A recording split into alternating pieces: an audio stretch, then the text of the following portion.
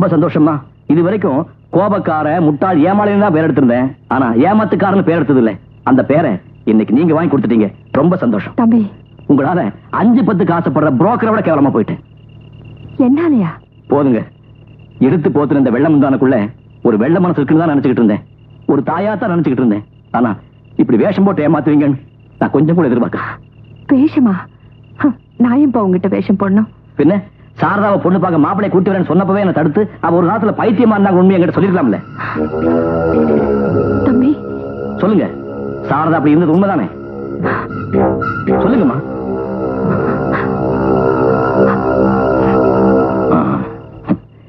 மறைக்க வேண்டிய விஷயமா இது? இத பாருமா, போற்ற மாடு சொத்தையா இருந்தாலும் பிடிக்கிற ஏர் சுத்தமா இருக்கணும். அப்பதான் விதைய ஆழமா ஊன முடியும், விளைச்சல் நல்லா வரும். ஆனா நீங்க இவ்வளவு பெரிய உண்மையை மறைச்சு கல்யாணங்கிற ஆயிரங்காலத்து பயிரையை அழிக்க பார்த்துட்டீங்களே, தப்புமா. ஒரு பொண்ணை கரை சேர்த்துறது எவ்வளவு கஷ்டமான விஷயங்கிறது எனக்கும் தெரியும். நானும் 2 தங்கச்சி கல்யாணம் பண்ணி கொடுத்தவன். போன இடத்துல பொண்ணு சந்தோஷமா இருக்கணுங்கிறதுக்காக கஷ்டங்களை இதுவரைக்கும் என் தோல்ல தான் சுமந்து இருக்கணும் தவிர அடுத்தவங்க தலைமையில ஏத்துனது இல்லை. சுமக்கணும்னு விதி இருந்தா அதை சுமந்தாம தீரணும். அதை மாத்த யாராலையும் முடியாது.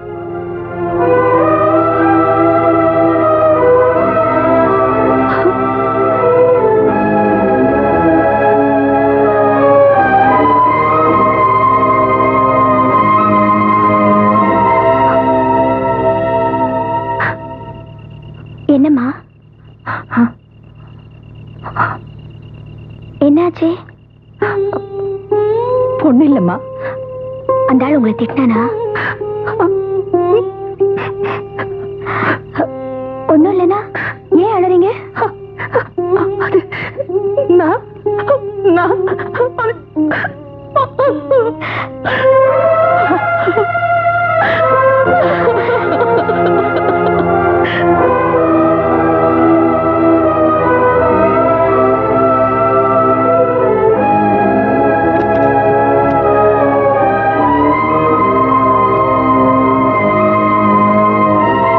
தொந்தரவில்லைனா ஒரு விஷயம் பேசிட்டு போல.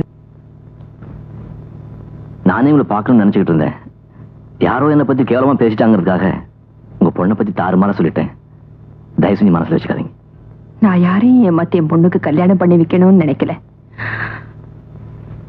எந்த விதி என் தாலையை பறிச்சு விளையாடிச்சோ அதே விதி என் பொண்ணுக்கும் ஒரு வழியை காமிக்கிட்டுமே தான் இத்தனை நாளும் நான் பேசாம இருந்தேன். பொம்பளை நான் என்ன பண்ண முடியும்?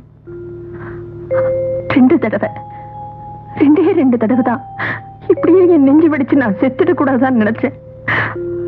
என் புருஷன் அனாதையா விட்டுட்டு போனாரே, அப்ப துடிச்சேன். அப்புறம் என் பொண்ணு நீங்க பைத்தியம் சொன்னீங்களே, இப்போ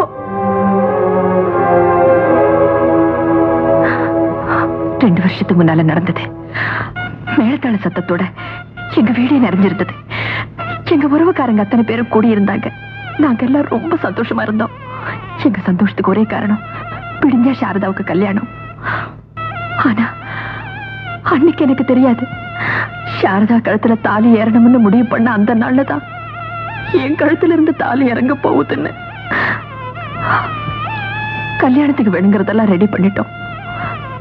ஜான்வாஸ் அன்னைக்கு பந்தல் பூரா விளக்கு போட்டு அலங்காரம் பண்ணி வச்சிருந்தாங்க.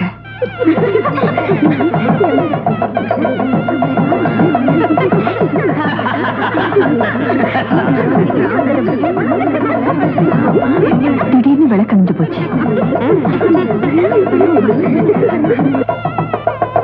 என்ன பாச்சா பாக்குறாங்க? மெயின் ஆஃப் பண்ணு. மோகனை மெயின் ஆஃப் பண்ண சொல்லிட்டு சாரதாவுடைய அப்பா மறுபடியும் லைட் எரியறதுக்காக இதை ரிப்பேர் பண்ணிட்டு இருந்தாரு. அதை எப்படி விடு? ஏன் மெயின் ஆஃப் பண்ண? இவனுக்கு நேரம் காலமே தெரியாது விளையாடுறதுக்கு.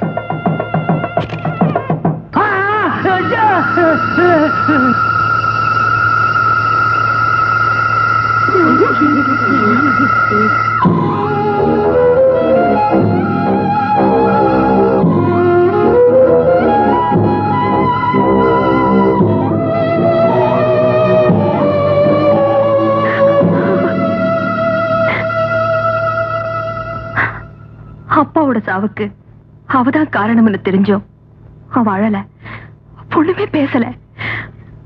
அவ மனநிலை தவறிடுச்சு. ஒரு மனநோயாளி கட்டிக்க வீட்டார் தயாரா இல்ல. மனநிலை பாதிக்கப்பட்டு கொஞ்ச நாள் என் பொண்ணு அப்படி இருந்தது என்னமோ வாஸ்தவம் தான். ஆனா இப்போ அப்படி இல்ல, பூர்ணமா குணமாயிட்டா. அப்படி ஒரு சூழ்நிலையில இருந்தோங்கிற நினைப்பு கூட இப்ப அவளுக்கு இல்ல. இந்த வீட்டுல இருக்கிற ஒவ்வொரு ரூம்லயும் அவங்க அப்பா இருக்காருன்னு தான் அவ நினைச்சிட்டு இருக்கா. அதனாலதான் இந்த வீட்டை விட்டு போறதுக்கு எங்களுக்கு மனசு இல்ல. இத பாருங்க, தயவு செஞ்சு என்கிட்ட சொன்ன மாதிரி அவகிட்ட சொல்லிடாதீங்க. அந்த சின்ன மனசு தாங்காது. இது சுமதாங்கிம்மா, சுமக்கத்தான் தெரியும், சுமையை இறக்கி வைக்க தெரியாது.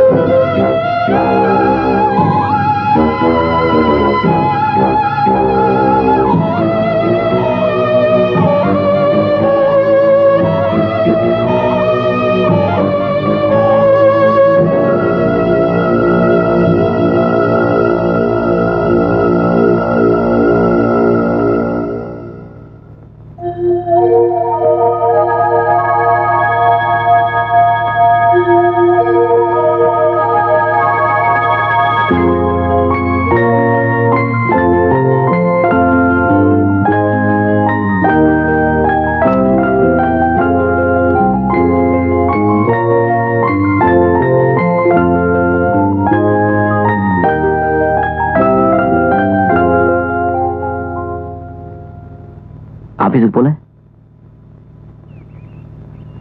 இன்னைக்கு நான் ஊருக்கு புறப்படுறேன்.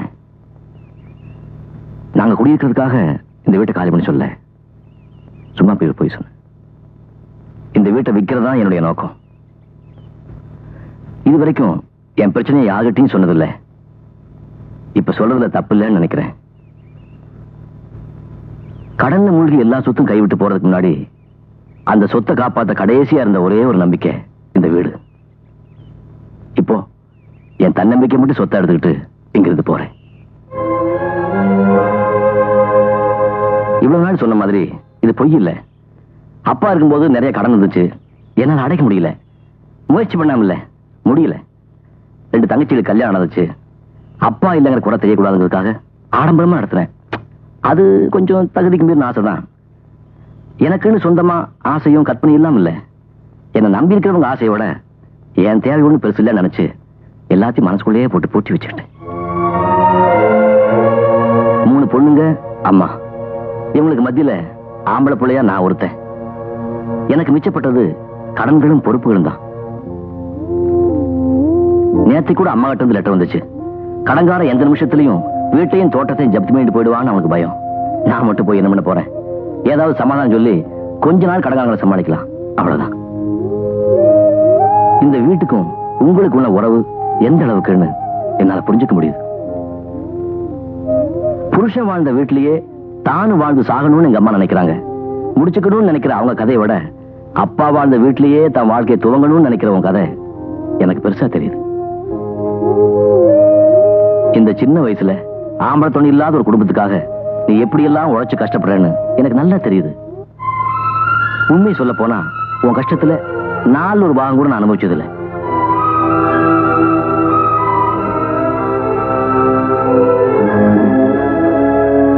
சூழ்நிலையை புரிஞ்சுக்காம உங்க எல்லாரையும் ரொம்பவும் கஷ்டப்படுத்திட்டேன். தயவு செஞ்சு அதெல்லாம் மனசுல வச்சுக்காதீங்க.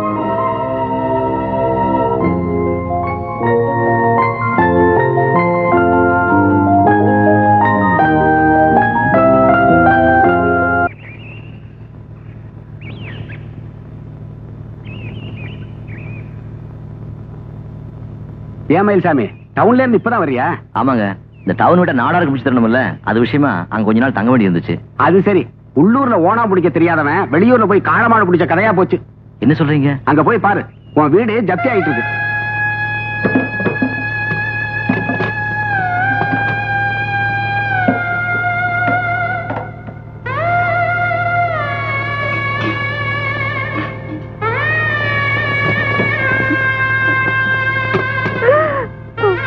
இவர்தான் மயில்சாமி.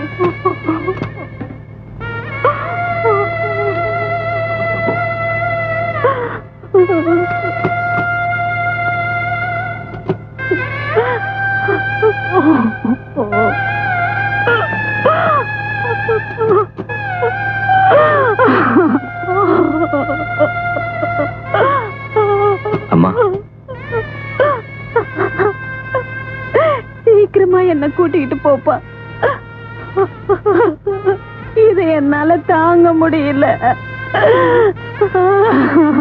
மயில்சாமி,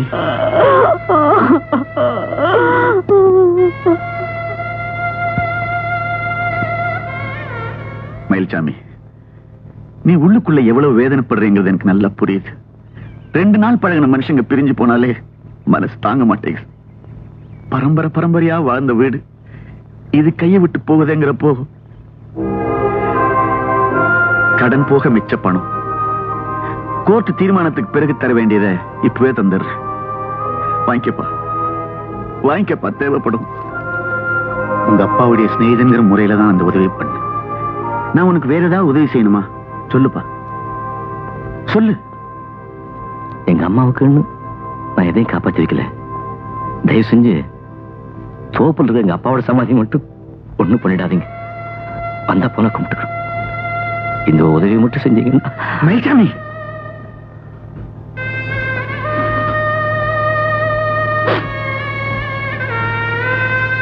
நாங்க புறப்படும்.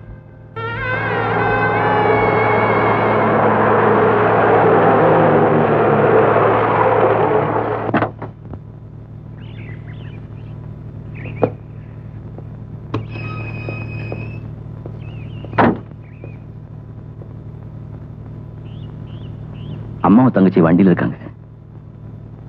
ஒரு குடும்பத்தையே வேரோட வச்சுட்டு வந்திருக்கேன். எல்லாத்தையும் இழந்துட்டேன். இவங்களை கூட்டிட்டு எங்க போற? அதான் எனக்கும் தெரியல. இங்க எனக்கு சொந்தமா இருக்கிற வீட்டை என்னால காலி பண்ண வைக்க முடியல.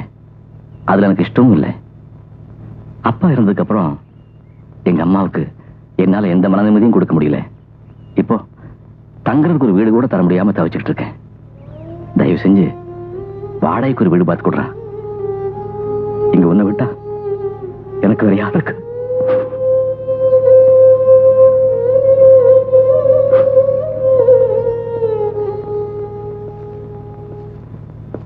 அம்மா வாங்க.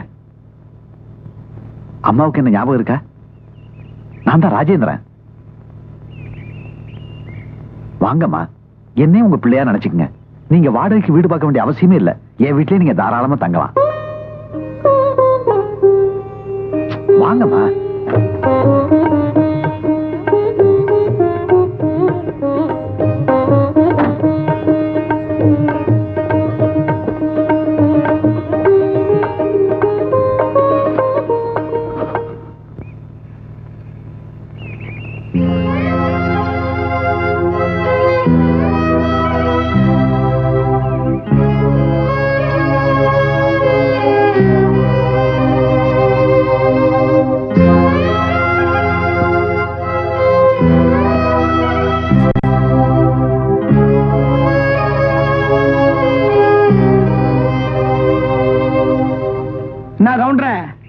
உம்மா வீட்டை நீரே சுத்தி வரீரு. ஏதாவது வேண்டுதல?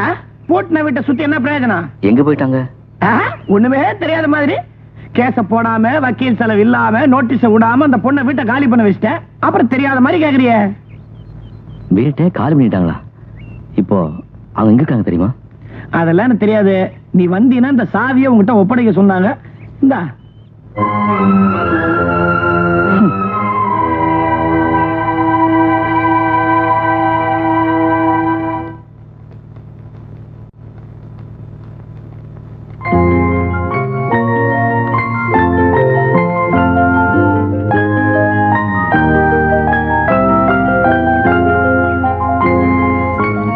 சாரதா,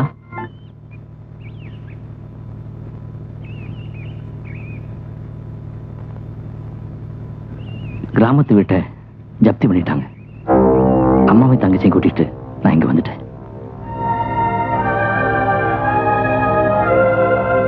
வீட்டு சாவி கிடைச்சதா?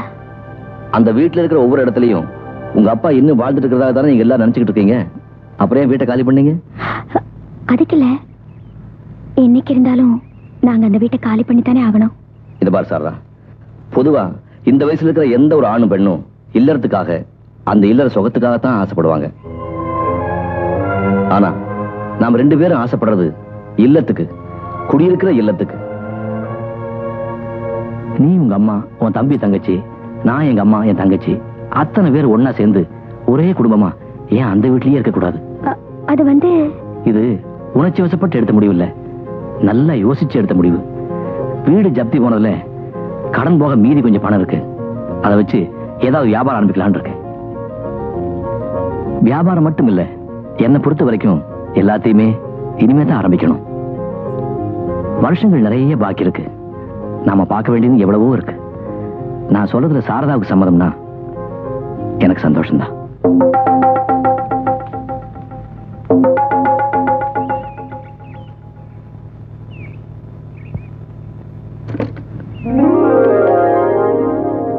இனிமே இது உன் வீடு இல்ல, என் வீடு இல்ல, நம்ம வீடு. வா.